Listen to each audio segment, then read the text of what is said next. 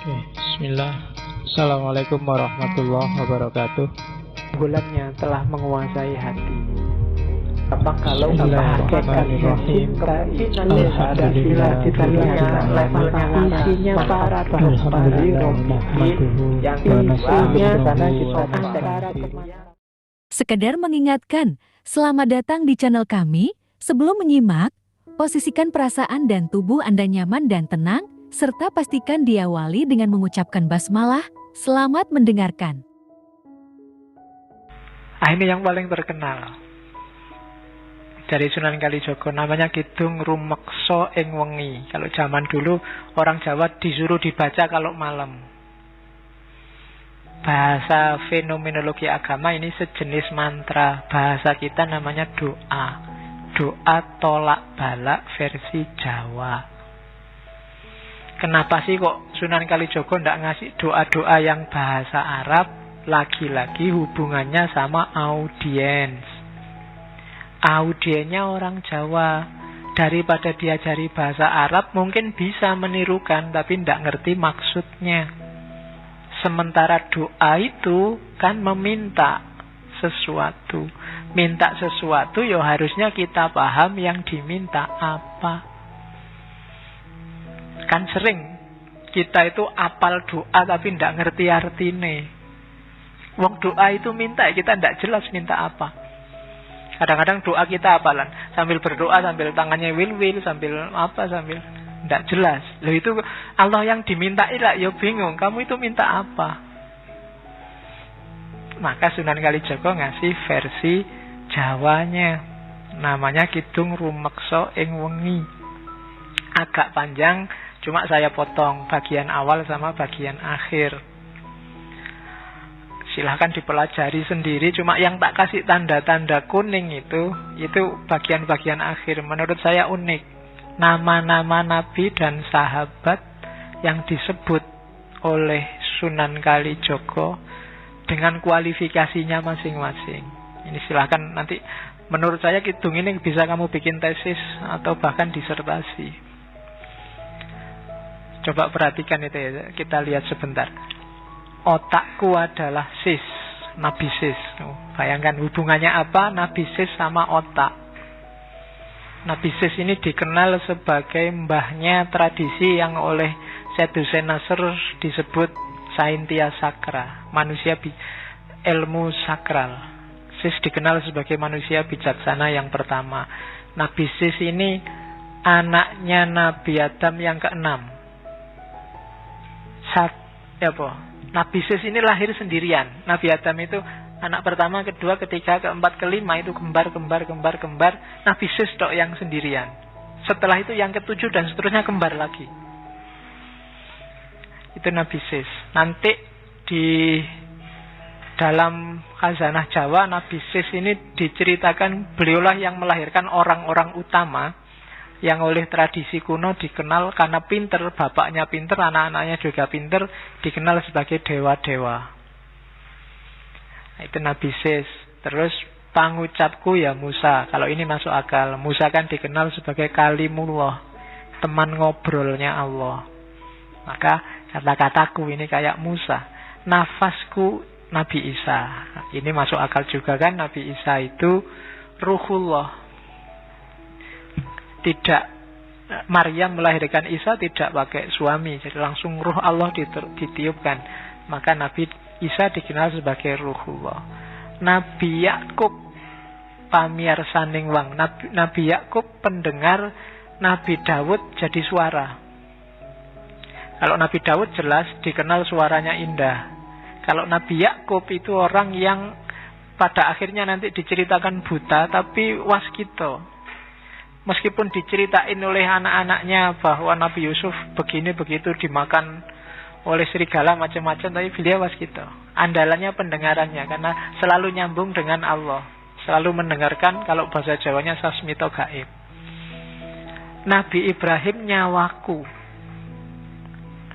Ini hubungannya sama Nabi Ibrahim itu nyawanya kayak rangkap, sudah dibakar seperti itu tapi masih bisa hidup lagi. punya vitalitas hidup yang luar biasa, semangatnya mencari kebenaran luar biasa. Maka Nabi Ibrahim nyawaku. Nabi Sulaiman, bukan, tulisannya memang Sulaiman ya. Ya, jadi Sulaiman disebutnya Sulaiman.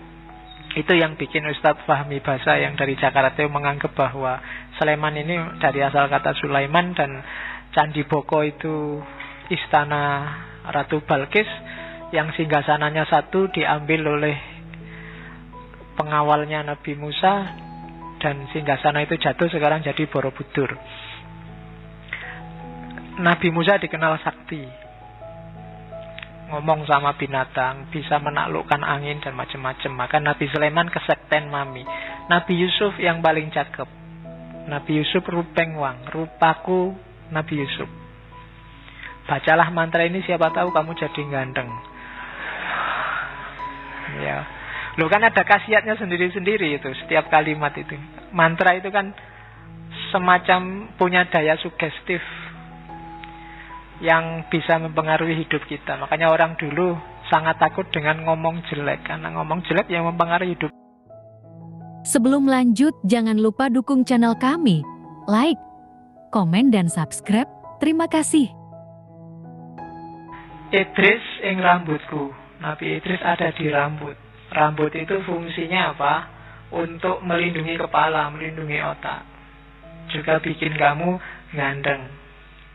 Dan Idris memainkan fungsi itu, karena Idris dikenal sebagai teknisi, ilmuwan pertama.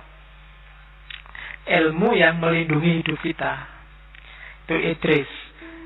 Ali, Abu Bakar, Umar, Utsman. Ali kulitnya, Abu Bakar darahnya, Umar dagingnya, Utsman tulangnya. Teladanilah dari 4 khalifah ini dengan karakternya masing-masing dalam hidupmu. Seraplah etos religius keberagamaan mereka. Ali di kulit, Abu Bakar di darah, Umar di daging, dan Utsman di tulang.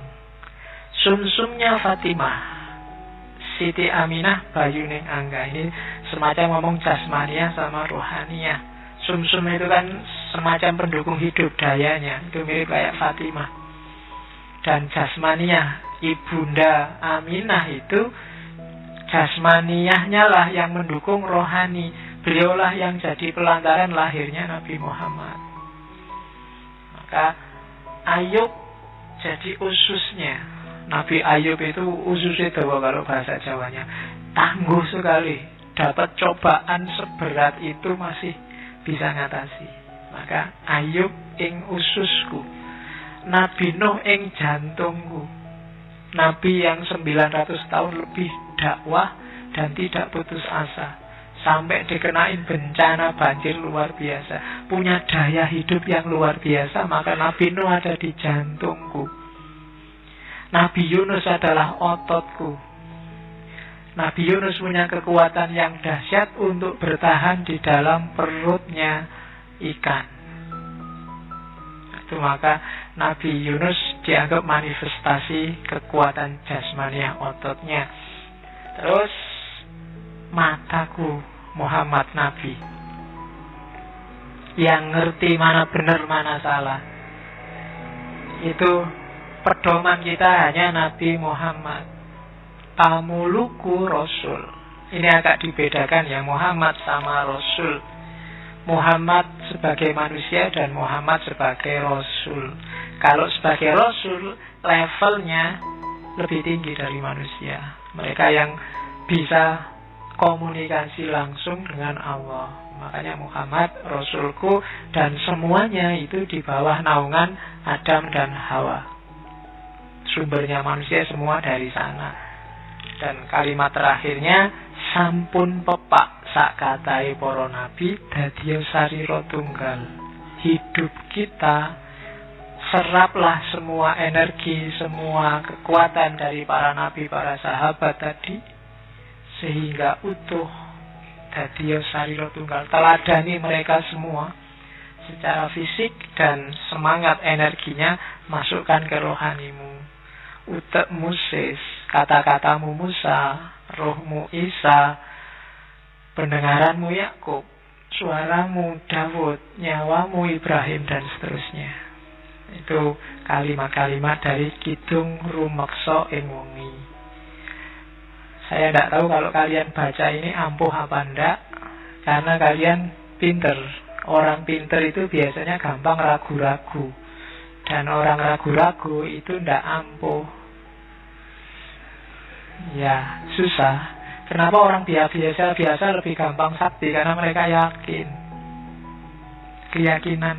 Bahkan saya yakin kamu berdoa pun mungkin, kenapa doamu jarang dikabulkan? Karena kalau kamu berdoa, keyakinanmu nggak full. Kamu nggak berani berdoa, ya Allah semoga aku lulus cum laude.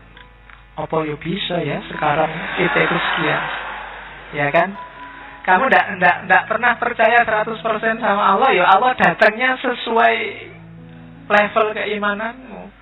Ya Allah, semoga dapat istri yang cantik. Bisa ora ya, aku wajahku cuma kayak gini aja gak bisa. Ya kan? Nggak 100% kamu yakinnya pada Allah. Kadang-kadang kamu berdoa, ya Allah rezeki yang lancar, istri yang cantik, kemudian hidup yang apa ya mungkin itu kabul. Kamu kan agak gimana, ya percaya sih Allah bisa mengabulkan, tapi keyakinanmu ndak full. Ya Allah datangnya ya sejauh yang kamu yakini. Kan Allah itu sudah terang-terangan bilang, ana inda dzanni abdi. Kamu nganggapnya aku bisa 100%, ya datang 100%. Kalau kamu masih setengah-setengah, ya enggak. Setengah-setengah. Oke. Ya Allah, semoga dapat istri sampai 4. Ketok susah ya. Ya sudah susah memang. Kamu sendiri nganggapnya susah kok. Ya Allah tidak akan datang. Ya kan? Oke. Kalau kamu mantap yakin besok mesti istrinya 4. Nanti paling Allah jawabnya lah kok enak. Anda sudah menonton hingga di akhir video. Semoga video ini bermanfaat untuk Anda. Jangan lupa dukung channel kami. Terima kasih dan sampai jumpa di video selanjutnya.